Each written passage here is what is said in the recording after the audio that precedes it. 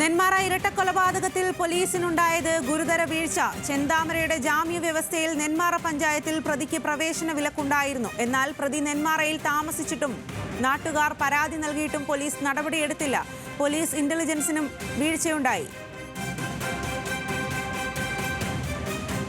വിവരങ്ങളുമായി പ്രസാദ് ഉടുമ്പിശ്ശേരിയാണ് ചേരുന്നത്. പ്രസാദ്, ഏറെ ഞെട്ടിപ്പിക്കുന്ന ഒരു സംഭവമായിരുന്നു ഒരു കൊലപാതകം, ഇരട്ട കൊലപാതകം. ഇപ്പോൾ ആ പ്രതിക്ക് ഇത്തരത്തിൽ ആ നാട്ടിലേക്ക് പ്രവേശിക്കാനുള്ള വിലക്കൊക്കെ ഉണ്ടായിരുന്നു എന്ന് പറയുമ്പോൾ എങ്ങനെയാണ് പ്രതി ഇത്രയും കാലം അവിടെ കഴിഞ്ഞത്?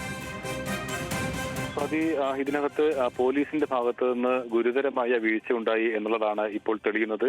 2023 ഒക്ടോബർ മാസത്തിലാണ് പ്രതി ചെന്താമരയ്ക്ക് ജാമ്യ വ്യവസ്ഥയിൽ ഇളവ് ലഭിക്കുന്നത്.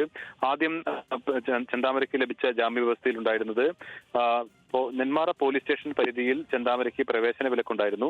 അതിനെതിരെ നൽകിയിട്ടുള്ള അപ്പീലിലാണ് പോലീസ് സ്റ്റേഷൻ പരിധി മാറി നെന്മാറ പഞ്ചായത്തിൽ ആണ് പ്രവേശന വിലക്ക് ഏർപ്പെടുത്തിയിരുന്നത്. അതായത് ഈ ചെന്താമര താമസിക്കുന്ന സ്ഥലവും ഈ ഇപ്പോൾ കൊല്ലപ്പെട്ട സുധാകരന്റെയും വീടെല്ലാം തന്നെ നിൽക്കുന്നത് നെന്മാറ പഞ്ചായത്തിലാണ്.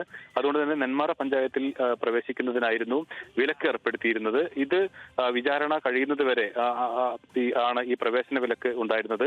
അതുകൊണ്ട് തന്നെ ഈ ഡിസംബർ 23 ഇവിടെ ചെന്താമര വരികയും അവരെ ഭീഷണിപ്പെടുത്തുന്നുവെന്ന് സുധാകരനും മകളും പോലീസിൽ പരാതി നൽകിയതാണ്. അതിനു മുമ്പ് തന്നെ ഇവിടെ ചെന്താമര ഈ വീട്ടിൽ താമസിച്ചിരുന്നു എന്നാണ് വ്യക്തമാക്കുന്നത്. അപ്പോൾ പോലീസിന്റെ ഇന്റലിജൻസ് സംവിധാനത്തിൽ ഗുരുതരമായ വീഴ്ചയുണ്ട്. പ്രവേശന വിലക്കുണ്ടായിരുന്ന ഒരു പ്രതി ഇവിടെ ആഴ്ചകളായി മാസങ്ങളായി താമസിക്കുന്നു എന്നുള്ള വിവരം പോലീസ് അറിയാതെ പോയി എന്നുള്ളത് ഗുരുതര വീഴ്ചയാണ്.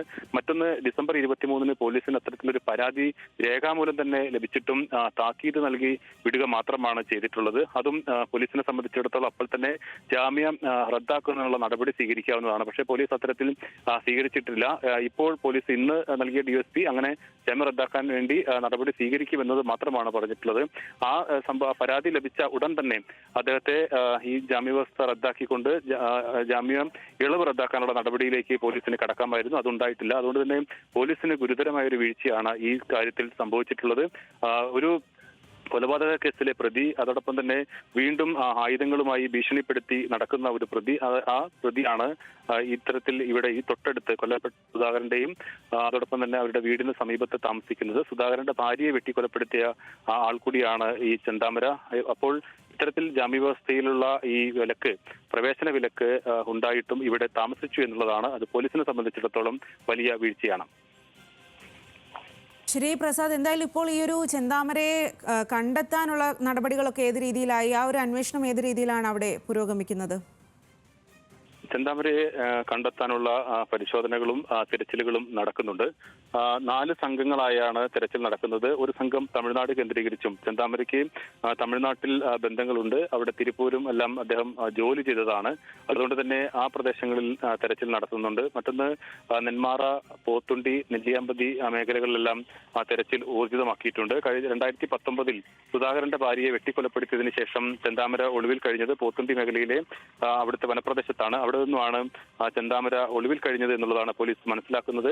അങ്ങനെയാണ് ഈ പ്രദേശങ്ങളെല്ലാം ചെന്താമര പോകാനുള്ള സാധ്യതയുള്ള എല്ലാ സ്ഥലങ്ങളിലും പോലീസ് പരിശോധന നടത്തുന്നുണ്ട്. ചെന്താമരയുടെ സഹോദരനെ രാധാകൃഷ്ണനെ ഇപ്പോൾ പോലീസ് ചോദ്യം ചെയ്തു വരികയാണ്. രാധാകൃഷ്ണനാണ് ഈ ജാമ്യ വ്യവസ്ഥയിൽ ഇളവ് ലഭിക്കുന്നതിന് വേണ്ടി കോടതിയെ സമീപിച്ചത്. പക്ഷേ അത് ജാമ്യവ്യവസ്ഥയിൽ ഇളവ് ലഭിക്കുന്നതിന് വേണ്ടി കോടതിയെ സമീപിച്ചെങ്കിൽ പോലും നെന്മാറ പഞ്ചായത്തിൽ ചെന്താമരയുടെ സഹോദരൻ നിൽക്കുന്ന സ്ഥലത്തേക്ക് പ്രവേശന വിലക്കിൽ അപ്പോഴും ഇളവുണ്ടായിരുന്നില്ല.